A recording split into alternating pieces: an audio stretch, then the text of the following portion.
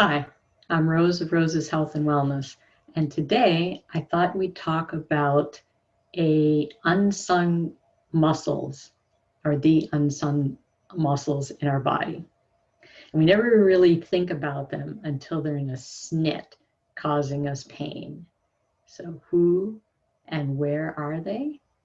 Well, they're known by many different names: keister, behind, can, bum, buns, butt cheeks, derriere, glutes, and tutkus, depending upon where you live, of course. So as you probably figured out by now, they're in your behind. And what we're going to talk about is how to help them. So we've all been sitting way too long, much of our lives, and especially in the last 6 months. So we really shouldn't sit for more than a half an hour at a time. It's bad for our circulation and our legs. People get blood clots, varicose veins.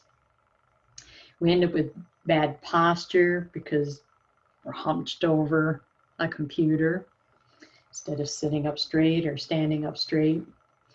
And it's interesting is that besides the blood flow being constricted, your butt goes to sleep, you end up with tight butt, and it goes, the energy gets constricted and the electrical movement too.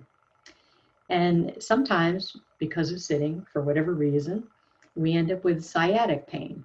That piriformis muscle is one of the grouping in the butt, and it will get in a snit and it'll crimp off that sciatic nerve. Now we're in a world of pain. So, okay, maybe we should get up every half hour. Maybe we can't. Maybe we're on a plane. And maybe we're driving a long ways, and we'll never get there if we stop and move every half hour. Maybe we're sitting in a long meeting. Well, there's something that we can do, and it's called a butt squiggle. So butt squiggles to the rescue.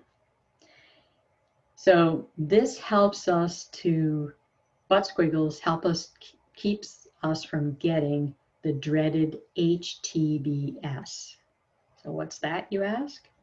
Hot, tight butt syndrome, which is not what it's cracked up to be, no pun intended. So how do we do them? It's very simple.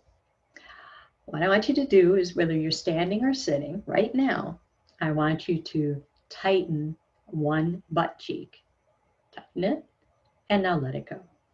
Now I want you to tighten the other butt cheek. Tighten it, and let it go.